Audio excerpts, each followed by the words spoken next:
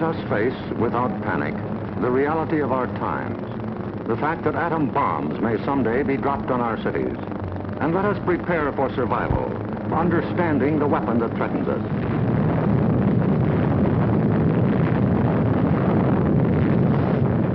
An atom bomb destroys or injures in three ways: by blast, heat, and radioactivity.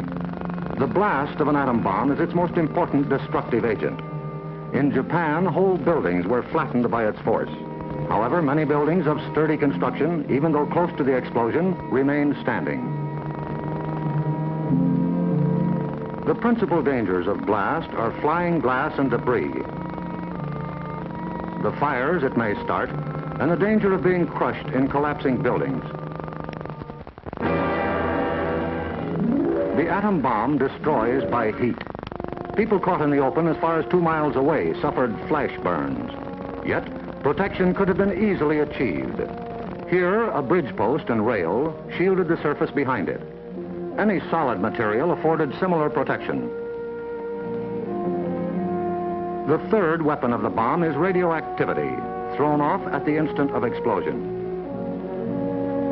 However, the majority of people exposed to radiation recovered completely, including a large percentage of those who suffered serious radiation sickness. Today, they lead normal lives. They bear children. Their children are normal.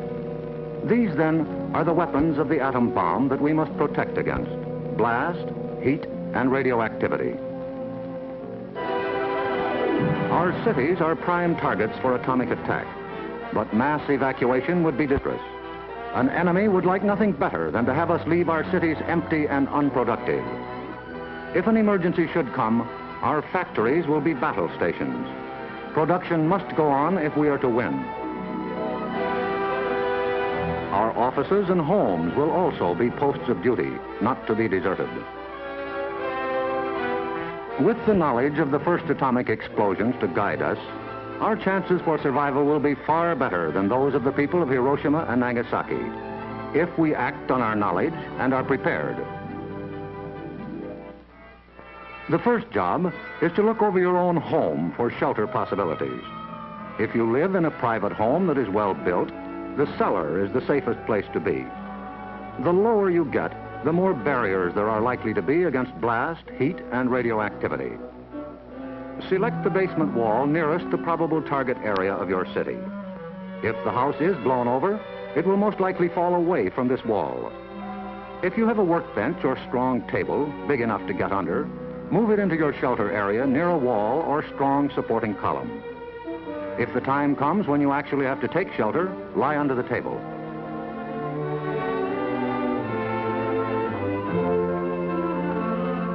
If you live in a home that has no basement, choose a shelter area without windows on the ground floor. An interior hallway is probably best. In time of emergency, the shelter area should be cleared of mirrors and other objects that might cause injury. If you live in an apartment house, rules for taking shelter will be posted in your building. Learn them. Also, learn the location of public shelters in areas where you work or frequently visit. There are many things you can begin doing right now. Fireproof housekeeping is one, so clean up that attic. Keep waste in covered containers. Don't let trash pile up in the yard. Set aside a small supply of canned goods. They're safe from radioactivity. Have a good flashlight on hand. Electric lights may go out. Keep a first aid kit and learn how to stop bleeding. Make a habit of keeping a bottle of fresh water handy. A radio will be important for receiving vital instructions. Finally, prepare the shelter area and collect all necessary shelter equipment.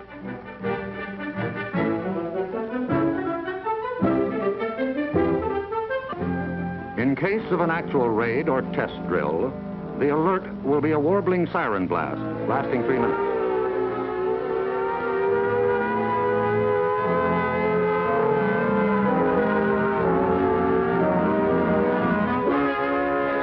Once you hear this, act fast.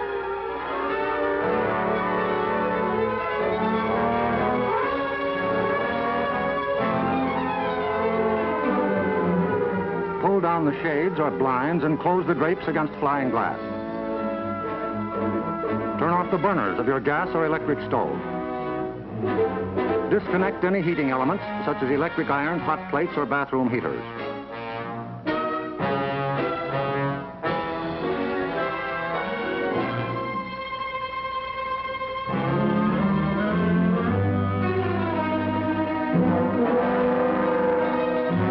Close all outside doors, but leave them unlocked.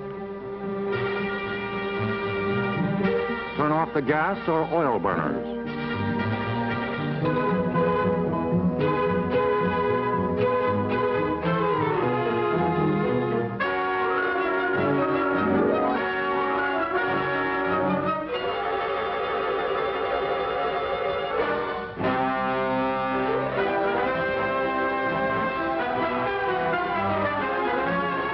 Taking shelter may be a race against time, even when you have some advance warning. But possibly, there may be no time. An attack could come without warning. The sky would suddenly light up. If a doorway is right at hand, use it. If the nearest shelter is more than a couple of steps away, fall to the ground immediately. Flying glass and debris are immediate dangers, so stay where you are until you're sure it's safe to move.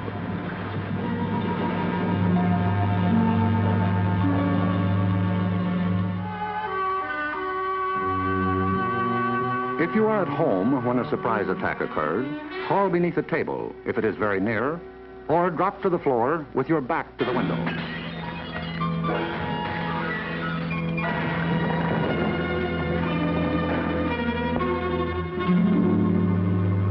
The immediate danger is over in about a minute, unless the explosion occurred near the ground or water. In this case, radioactive materials are trapped in the particles of dirt or water thrown up by the explosion. When these particles fall back to Earth, they may be dangerous. So get indoors immediately after a ground-level explosion. Cover broken windows against radioactive dust with blankets or cardboard. Civil Defense radiological teams, equipped with radiation survey meters, will check on contamination in any bombed area. Stay under cover until you hear officially that it is safe outside. If you have been exposed to radioactive dust, wash the exposed areas. Pay particular attention to your hair. Get all the dirt from under your fingernails. If the people of Hiroshima and Nagasaki had known what we know about civil defense, thousands of lives would have been saved. Yes, the knowledge is ours, and preparation can mean survival for you. So act now. Someday your life may depend on it.